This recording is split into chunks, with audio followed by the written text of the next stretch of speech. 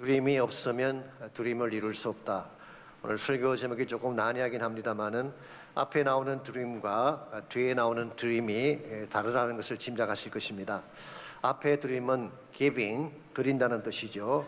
뒤에 나오는 드림은 영어로 dream, 꿈을 의미하는 것입니다. 여러분, 꿈을 꾸는 것은 대단히 중요합니다. 그래야 삶의 방향과 뜻이 분명해지기 때문입니다. 그러나 단순히 꿈을 꾸는 것만으로 충분하지 않습니다. 꿈에 합당한 헌신을 할 때에 빛난 열매가 맺혀지게 되는 것입니다. 여러분, 꿈이 위대하긴 하지만 꿈은 그냥 이루어지는 것이 아닙니다. 꿈을 성취하려면 반드시 대가 지불을 해야 되는 것입니다. 아무리 화려한 꿈이라고 할지라도 그 꿈에 합당한 헌신을 하지 아니하면은 망상이 되고 심지어 갭꿈이 되고 마는 것입니다. 그래서 하버드 대학 도서관에 가면 이런 글귀가 적혀 있다고 합니다. 하버드의 30훈이라고 이렇게 부른다고 하는데요, 이런 말입니다. 당신이 지금 잠을 자면 If you sleep now, you can dream. 꿈을 꿀 수 있습니다. 그러나 지금 공부를 하면 If you study, you can achieve your dream. 당신의 꿈을 성취할 수 있습니다. 꿈을 꾼다고 되는 게 아니라는 거죠. 꿈을 꾸고 그것도 중요하지만은 그게 합당한 노력을 하고 헌신을 할 때에 소원이 성취되고 이루어진다는 것입니다. 하나님 나라의 꿈도 마찬가지입니다. 솔직히 하나님 나라 비전에 대해서 말하지 않는 사람이 있나요?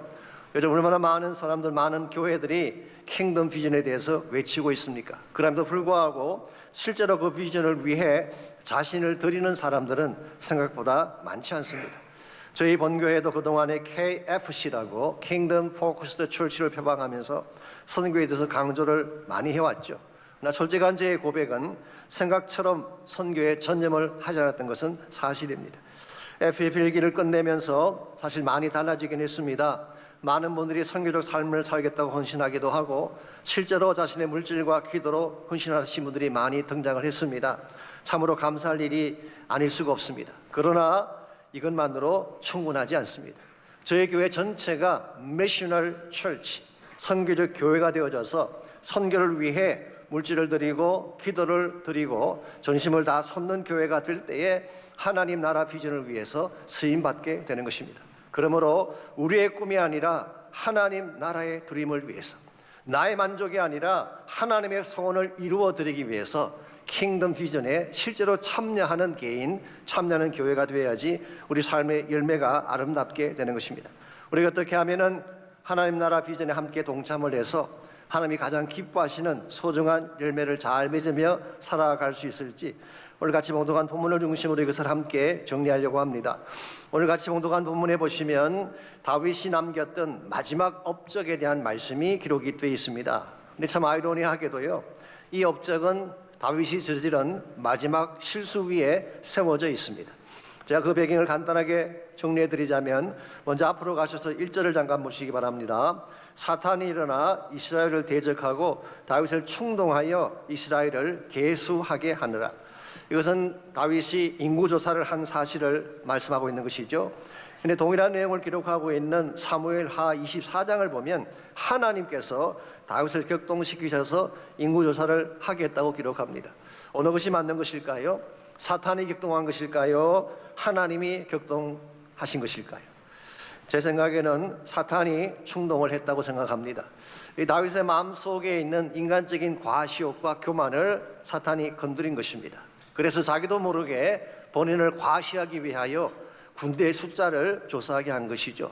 이러한 다윗의 모습을 하나님이 기뻐하셨을 리가 없습니다. 그래서 maybe 그 마음을 돌이켜 보려고 애를 썼지만 다윗이 계속 굽히지 않고 그것을 주장하게 되자 하나님이 오케이, go ahead. 너가 그렇게 원하는 것이라면 해봐. 그렇게 허용한 케이스입니다. 그러므로 이것은 하나님이 충동한 케이스가 아니라 만류하셨음에도 불구하고 진행을 하셨기 때문에 진노한 케이스로 보는 것이 옳습니다. 잘 아시겠지만 인구조사 자체는 잘못된 것이 아닙니다. 구약 성경에 보면 인구조사를 한 기록이 여러 곳에 소개가 되어 있습니다.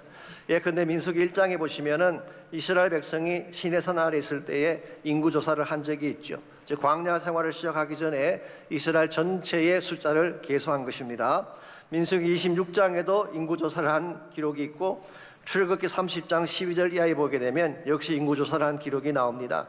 이때는 성소의 반세계를 드리는 성전세를 위한 인구조사를 파악하기 위해서 제사장들이 이미 이를 맡아서 한 것입니다.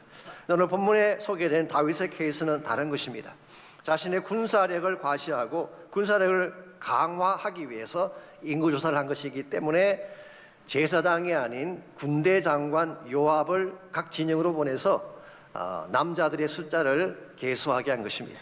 성경 기록에 보면은 이것을 9개월 20일간 진행했다고 했고, 그 결과 이스라엘에서 칼을 뺄 수 있는 사람의 숫자가 80만 명, 유다의 50만 명이 계수되었다고 합니다. 합치면 130만 대군 아닙니까? 어마어마한 숫자죠. 아마 다윗은 이와 같은 숫자를 계산한 가운데에 자기 마음속에 굉장한 자신감이 생겼을 것입니다. 이 정도의 군대라면 누군들 대적하지 못할 자가 있으랴. 그리고 자기도 모르게 교만해지고 자기 과시 가운데 빠졌을 가능성이 많죠. 사실 이것은 대단히 위험하고 잘못된 것입니다. 다윗이 가장 강했을 때가 언제인지 아십니까? 하나님만 의지했을 때예요. 하나님만 의지했을 때는 물맷돌 한 개를 들고도 적진 속으로 달려 들어갔는데, 이제는 군사력을 의지하는 다윗이 된 것입니다. 쉽게 말하면 그가 가지고 있던 순수한 신앙이 훼손된 것입니다. 하나님 절대주의가 숫자 절대주의로 변질된 것이죠. 이 사람이 기뻐하시는 바가 결코 아닙니다. 오늘 현대교회가 조심해야 될 바가 저는 여기 있지 않는가 생각합니다. 교인 숫자와 외적 성장 지표에 너무 민감해요. 이것이 성공의 기준이 되고 말았습니다.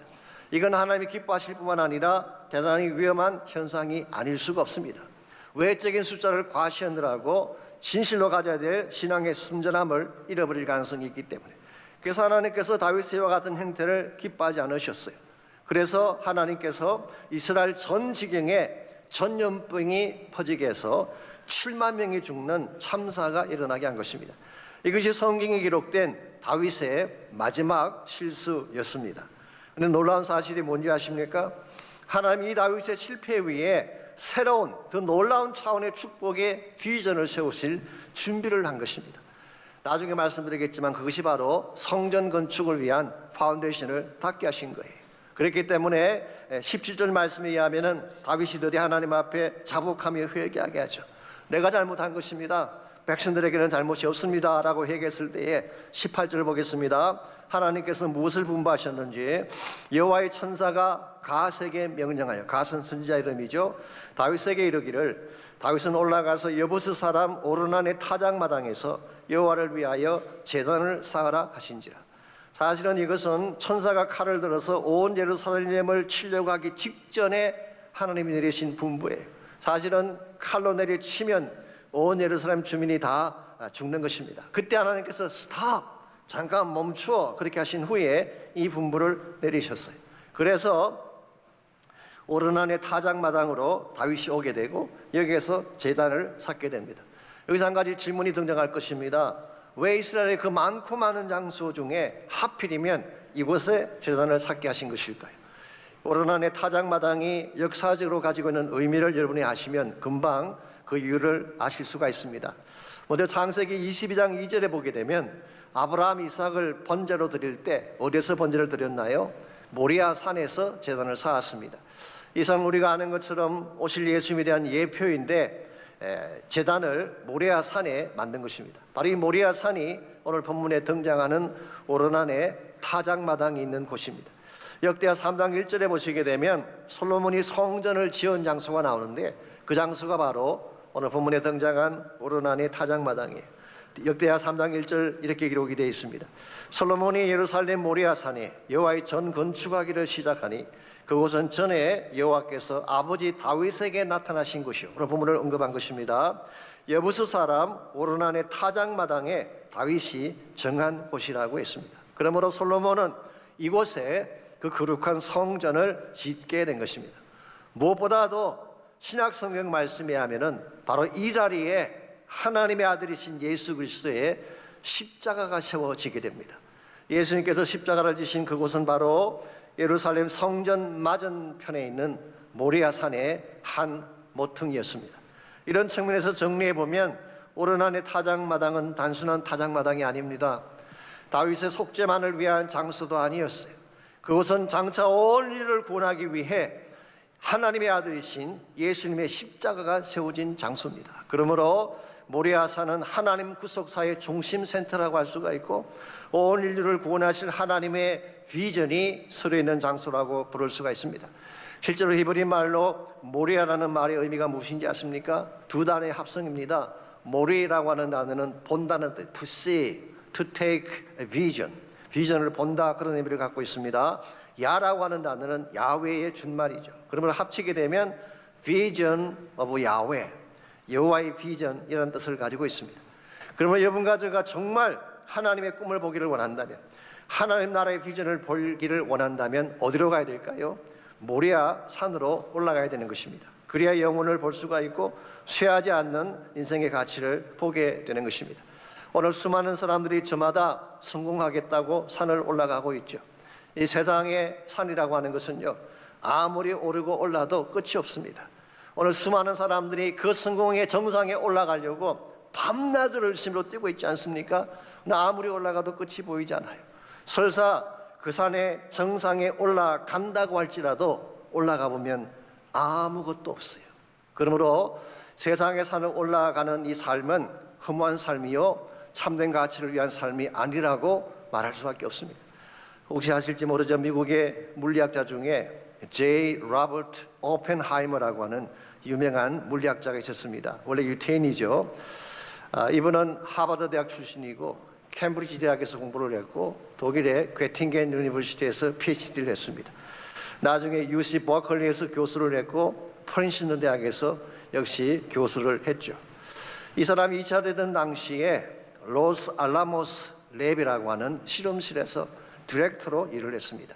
이곳이 어디냐고 하면요, 소위 말해서 원자폭탄을 만들기 위한 이 맨하탄 프로젝트라고 그러는데요, 이 맨하탄 프로젝트의 중심 랩이에요. 거기에서 그는 원자폭탄을 만들었고요, 그래서 오늘날도 그 사람을 원자폭탄의 아버지라고 부르고 있죠. 이와 같은 화려한 경력을 가진 사람이기 때문에 얼마나 그 삶이 브릴리언트했겠어요. 누가 봐도 성공의 정상에 올랐다, 그렇게 말할 것입니다. 그럼에도 불구하고 이분이 죽기 1년 전에 자신의 업적에 대해서 다음과 같은 말을 남겼다고 합니다. 내가 이루겠다고 믿었던 모든 것들은 바람을 잡는 것과 같았습니다.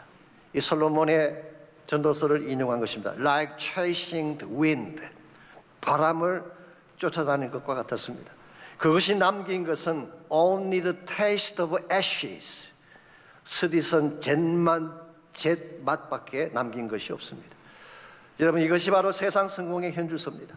많은 것을 잡은 것 같은데 모든 것이 허무한 애쉬와 같은 것입니다. 바람만 불면 흔적 없이 날아가 버리는 잿더미 같은 성공, 여기에 여러분 인생을 걸겠습니까?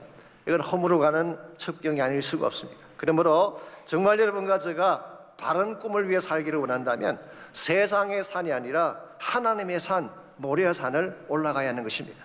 그 산에 올라가서 정말 보아야 될 하나님 나라의 비전을 보고 그게 합당한 헌신을 드릴 때에 한 번을 살아도 바르게 살 수 있고 정말 하나님이 기뻐하는 좋은 열매를 맺을 수가 있는 것입니다. 그러므로 우리가 어떻게 하면 허무한 이 세상의 꿈이 아닌 하나님의 나라 꿈에 참여를 해서 참된 가치를 향해 살아갈 수 있을지, 오늘 본문에 소개된 다윗의 케이스를 통해서 하나님 나라 비전에 참여하는 비결에 대해서 함께 정리해 보려고 합니다. 첫 번째로 우리가 하나님 나라 비전에 참여하려면은 하나님이 준비하신 구속의 계획을 알아야 합니다. 하나님의 구원 플랜을 알아야지 그 비전에 참여할 수가 있습니다. 흔히 그렇게 생각하죠. 구약 성경은 이스라엘 백성의 역사를 기록한 것이고 신약은 이방인들을 위한 책이다, 그렇게 구별합니다마는 그건 잘못된 판단입니다. 하나님은 처음부터 온 인류를 구원할 계획을 세우시고 모든 열방을 하나님 앞으로 부르시기를 원하셨습니다.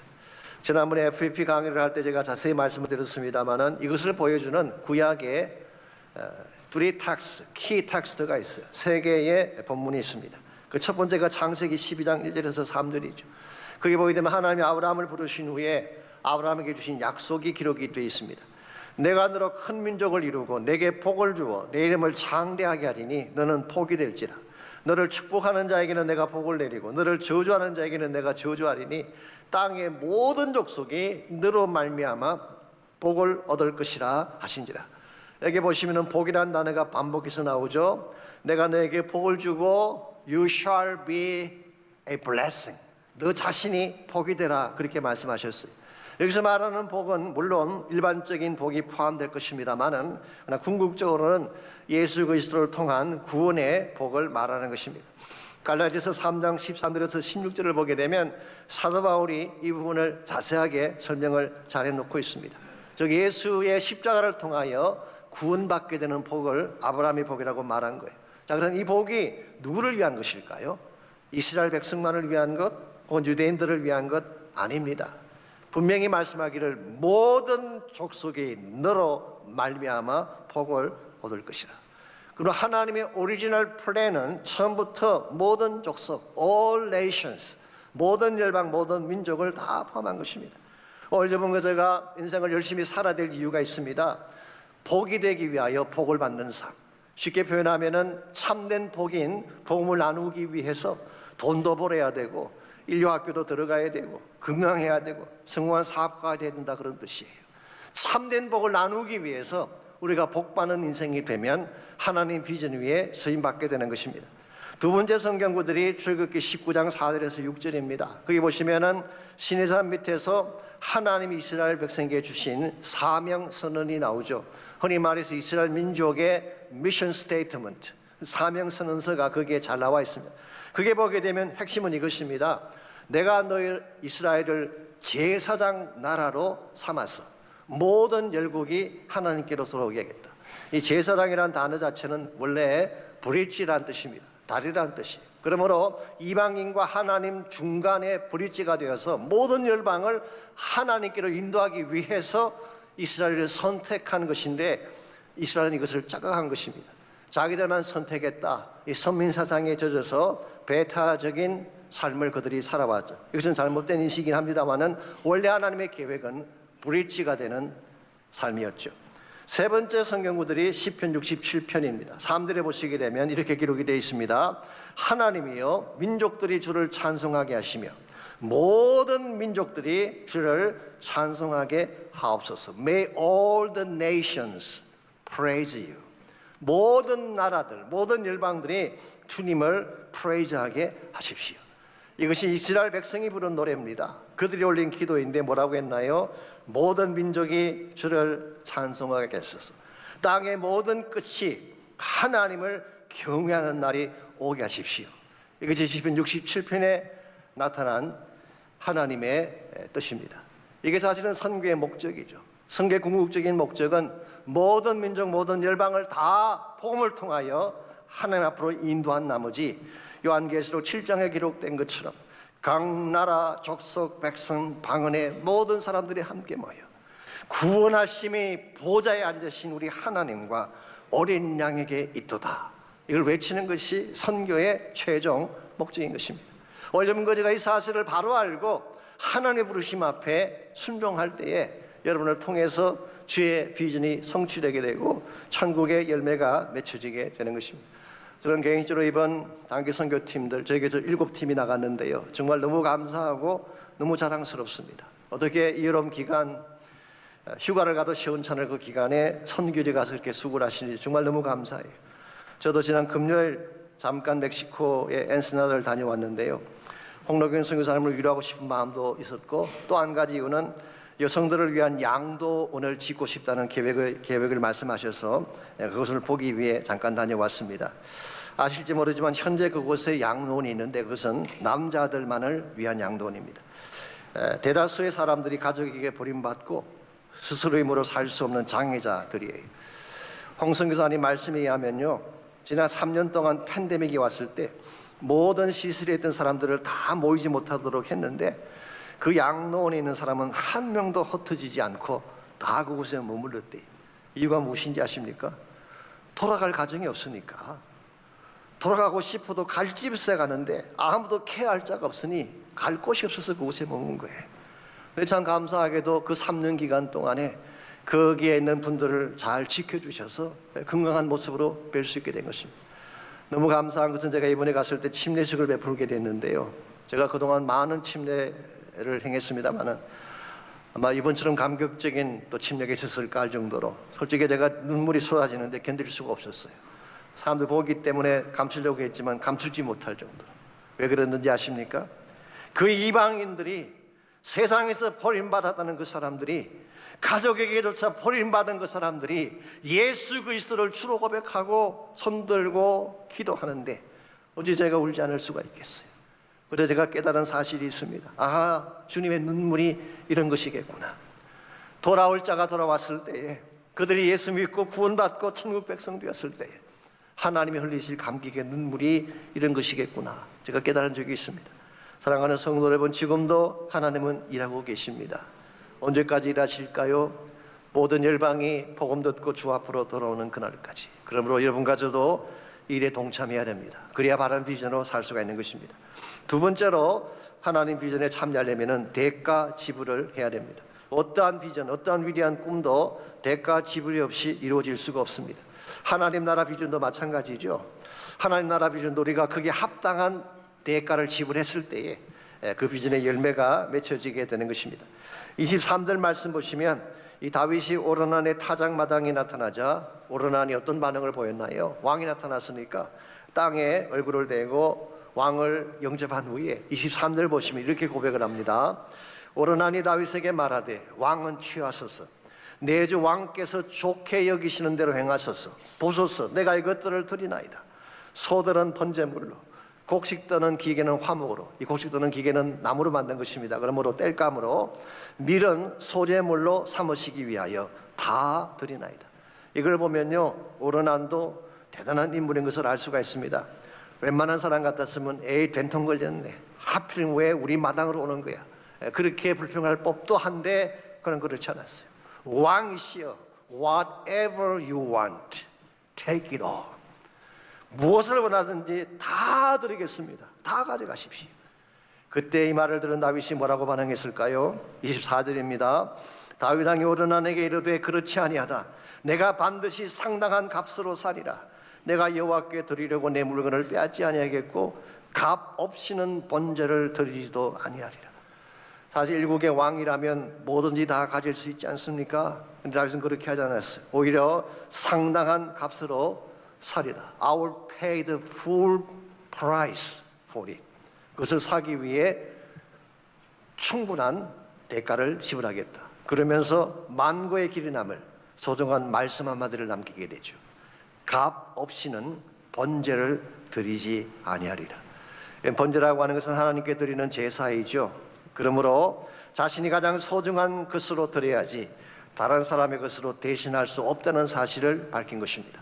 그리고 다윗은 25절에 보면은 금 600세겔을 달아서 오르난에게 주었다고 했습니다. 이 가격은요, 단순히 타작마당 한 개 사는 가격이 아니라 모래산 전체를 다 살 가격을 지불한 것입니다. 자, 그렇다면 왜 다윗이 번제 한번 드리기 위해서 이처럼 많은 돈을 지불했을까요? 이유가 뭘까요? 물론 하나님께 드릴 제사가 소중했기 때문이기도 하지만 더 큰 이유가 있습니다. 그가 하나님께 받은 은혜가 너무 컸기 때문입니다. 다윗은 알고 있었어요. 자신이 얼마나 하나님 앞에 허물이 많고 더러운 존재인지를. 기억나시죠? 우리의 아내 바세바를 취하기 위해 그가 행했던 악한 일이 있지 않습니까? 그때 그가 침상에 떠나가도록 회개하자 하나님 용서해 주셨어요.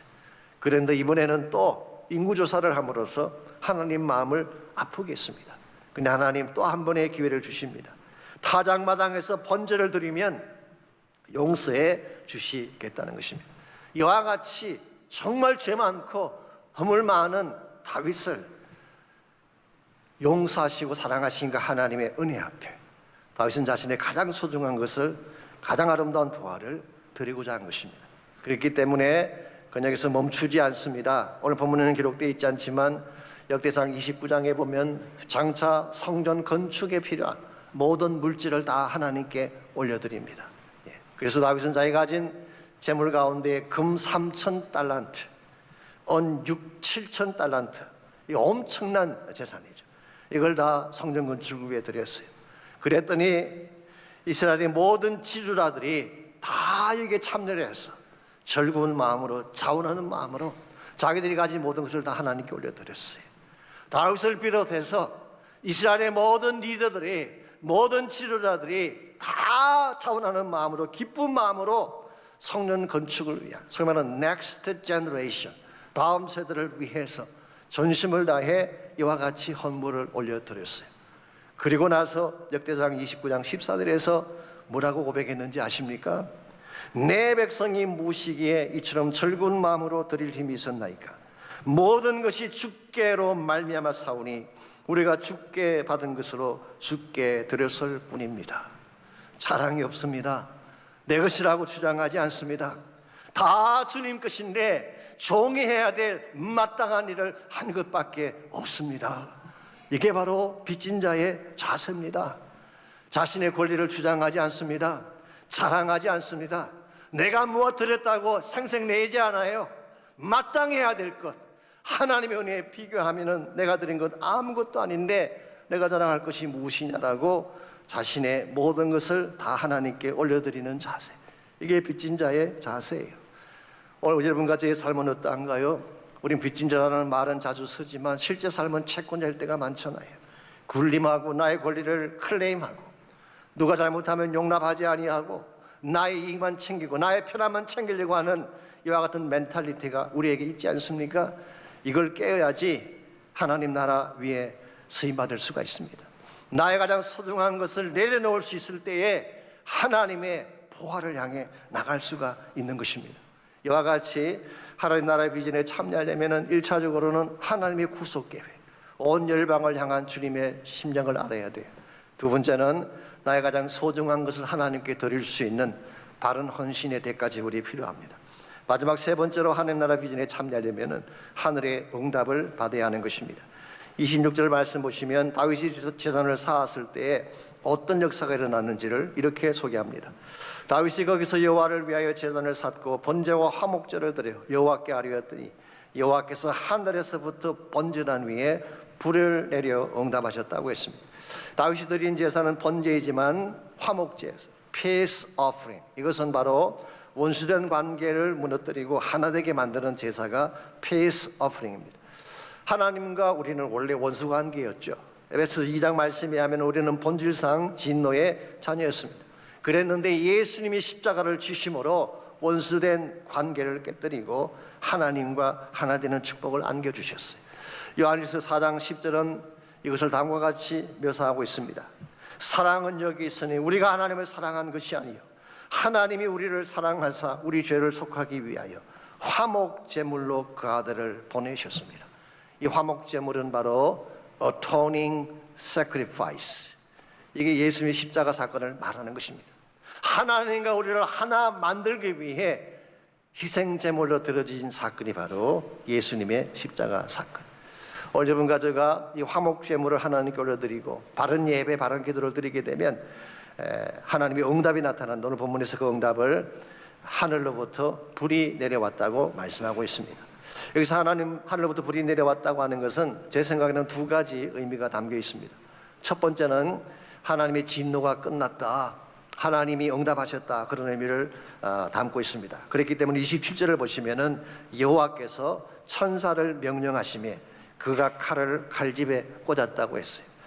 분명히 바로 예루살렘 전체를 진멸하기 위해 칼을 뽑았던 이 천사의 칼을 하나님께 피스 오퍼링이 드려지는 순간 드디어 칼집에 꽂음으로 이 모든 심판이 끝나고 평안히 주신 사실을 말하는 것입니다. 이것이 1차적인 응답의 해석입니다. 근데 또 한 가지 가능한 것은요, 우리가 정말 하나님께 회개하고 기도할 때에 하나님께서 하늘로부터 성령의 불을 붙여주시는 것을 의미할 수가 있습니다. 마치 엘리야의 제단에 불이 임한 것처럼 우리가 전심을 다해 회개하고 기도하면 성령의 불이 임하게 되는 것입니다. 이 성령의 불 받지 아니하고 여러분과 저는 복음 위한 사명자 될 수가 없어요. 우리가 아무리 다른 걸 잘 준비하고 철저하게 준비했다고 할지라도 성령 받지 아니하면 복음의 증언자로 살아갈 수가 없습니다. 그러므로 우리가 정말 하나님 나라 비전을 위해 바르게 살기를 원한다면 하나님께 우리의 모든 죄를 다 자복하고 회개하고 전심을 다해 부르짖는 기도가 필요합니다. 이것을 위해 다음 주부터 우리가 뭘 한다고요? 중무기도 축제를 갖는 것입니다. 하나님 우리 사이에 막혔던 모든 담을 다 허물어버리고 다 깨뜨려버리고 하나님이 응답하셔서 하늘로부터 불을 쏟아주시는 역사, 이게 중보기도 축제의 열매예요. 그때 우리의 문제가 해결되는 것입니다. 그때 모든 우리 마음을 덮고 있던 죄악들이 떠나가게 되고 상처가 회복되어지고 체인이 풀려지게 되는 것입니다. 그러므로 여러분 아무리 바쁘시더라도 다음 주를 꼭 오시기 바랍니다. 반드시 1시 반에 중축에 참여하셔서 새로운 부흥의 바람을 경험할 수 있기를 바랍니다. 사랑하는 성도 여러분, 하나님은 지금도 쉬지 않고 일하고 계십니다. 아직도 복음이 들어가지 못한 곳이 너무나 많기 때문에 우리는 구원받고 소망과 기쁨 속에 살아가고 있지만 아직도 사망의 그늘에 앉아서 울부짖고 있는 사람들이 너무나 많습니다. 이들을 바라보며 주님은 지금도 울고 계십니다. 이들이 언제 돌아올지 그들을 바라보며 주님은 기다리고 계십니다. 그러므로 누군가는 가야 합니다. 누군가는 희생해야 됩니다. 오늘 아파하시는 주님의 그 음성 앞에 여러분이 드릴 수 있는 최상의 옥합은 과연 무엇인가요? 이제 같이 한번 영상을 보기를 원합니다. 영상 속에 담겨져 있는 주님의 눈물, 주님의 소원을 여러분이 꼭 읽으실 수 있기를 바랍니다.